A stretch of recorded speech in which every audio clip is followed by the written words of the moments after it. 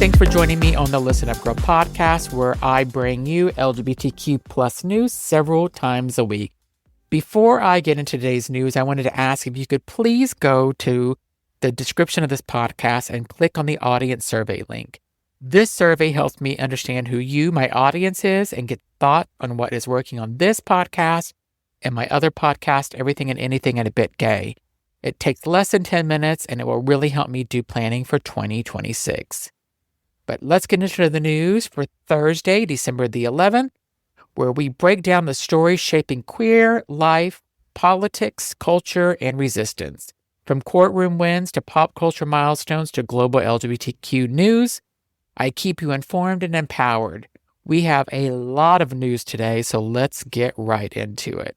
Our first story is Robert Fieseler continues chronicling LGBTQ trauma and triumph. Journalist and historian Robert Fieseler is no stranger to difficult stories. His groundbreaking first book, Tinderbox, The Untold Story of the Upstairs Lounge Fire and the Rise of Gay Liberation, is widely regarded as the most important works of queer history in the U.S.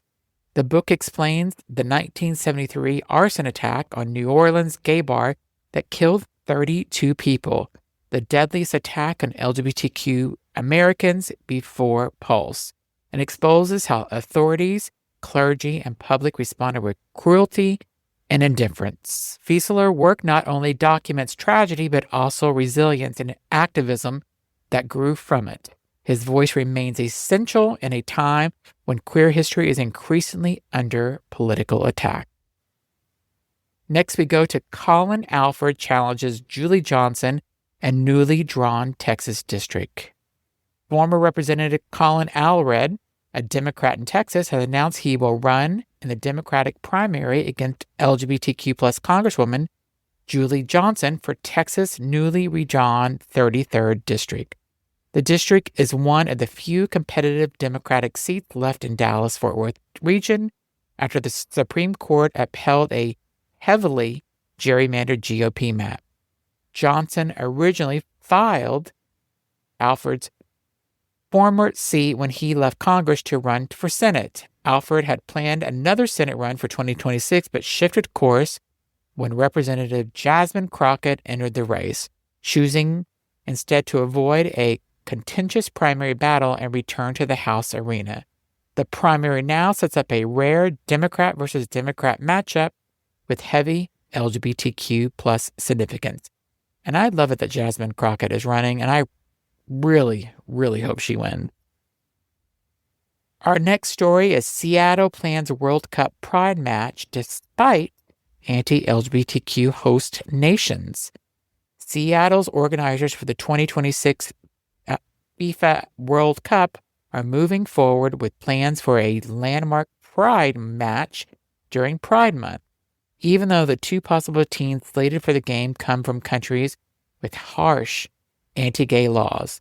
The match is currently scheduled for June 26 at Lumen Field during the Seattle Pride weekend, aligning with the anniversary of the Stonewall Uprising. The tournament draw means the match will feature either New Zealand versus Belgium, both LGBTQ friendly, or Egypt versus Iran, where homosexuality is criminalized. Organizers say the celebration will continue regardless, making it potentially the first LGBTQ-themed match in World Cup history.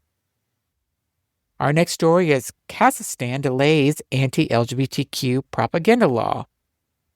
Kazakhstan's Senate has unexpectedly paused a sweeping anti-LGBTQ propaganda bill that had sailed through the lower chamber just weeks earlier. Modeled on Russia's notorious legislation, the bill would impose fines and even jail time for anyone accused of spreading LGBTQ messages in media or online.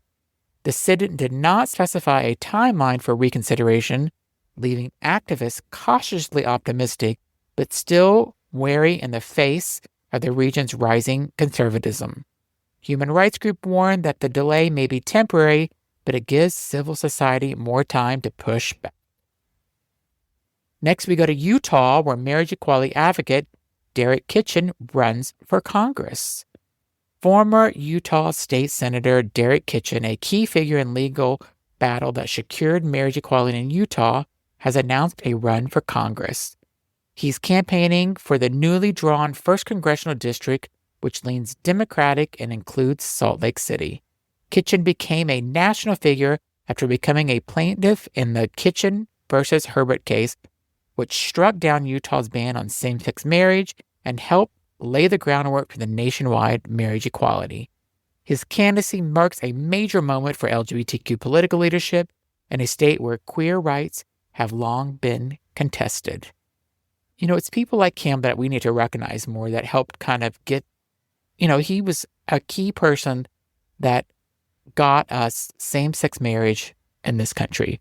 And I just think that we just need to recognize that more.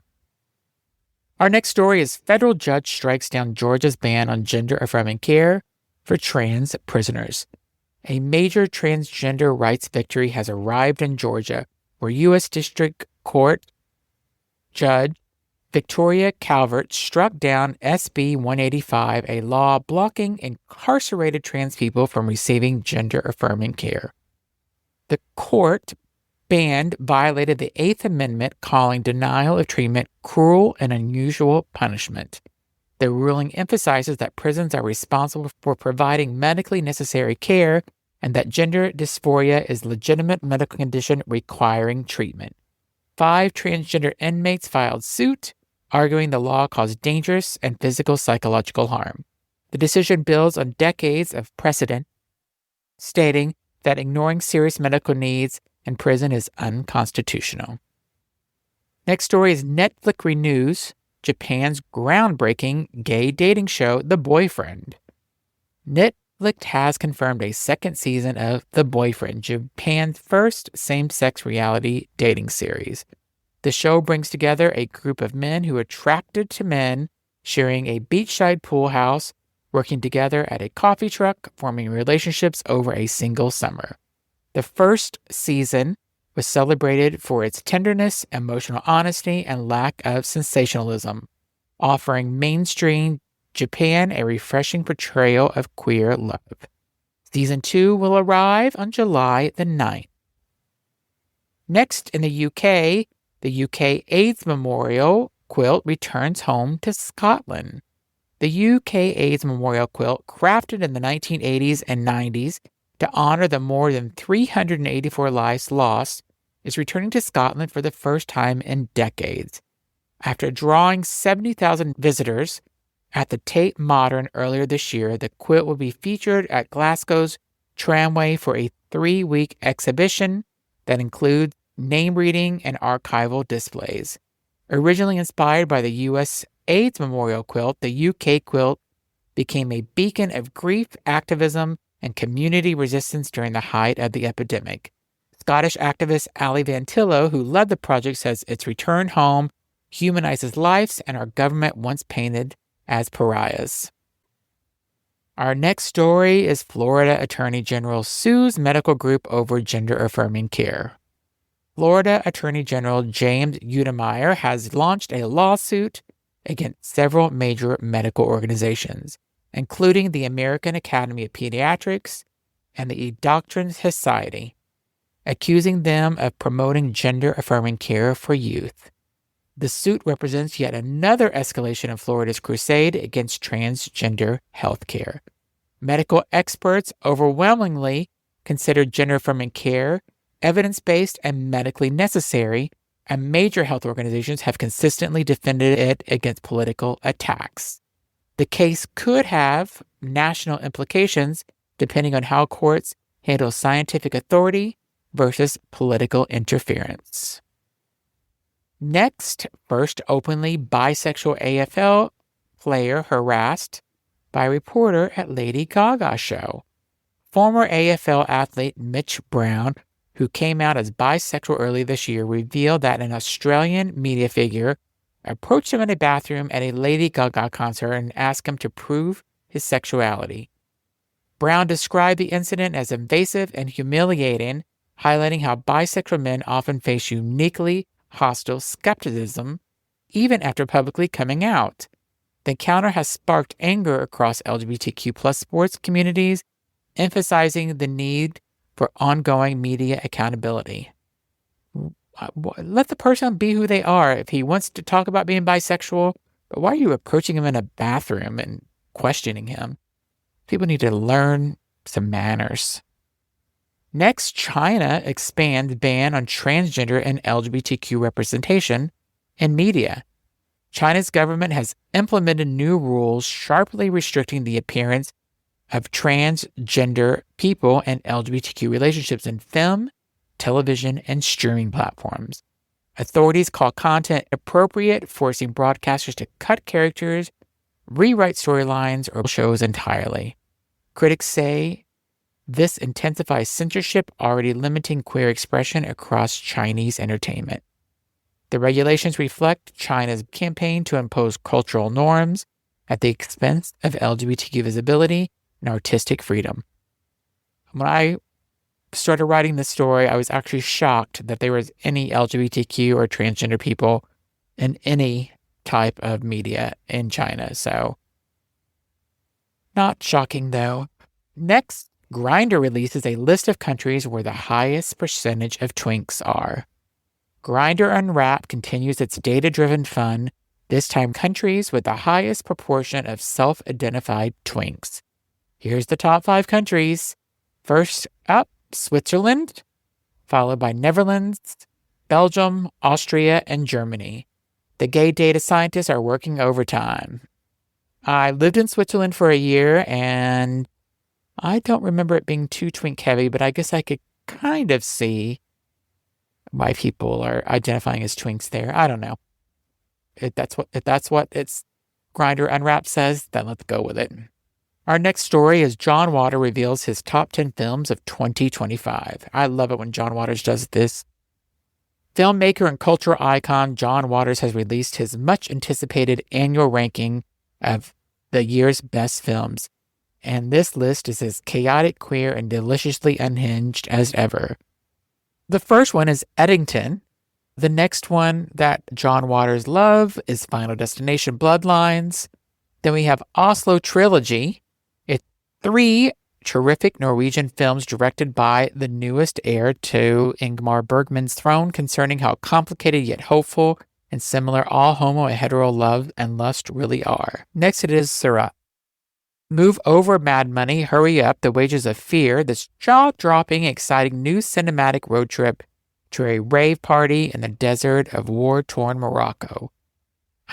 Sounds interesting. Next is Sana, where it's like a modern-day Andy Warhol's Trash. The sexy and well-acted first feature is about the affair between a hunky, hip gay male who works in a Copenhagen bathhouse cleaning out glory holes and trans men who now identifies as gay.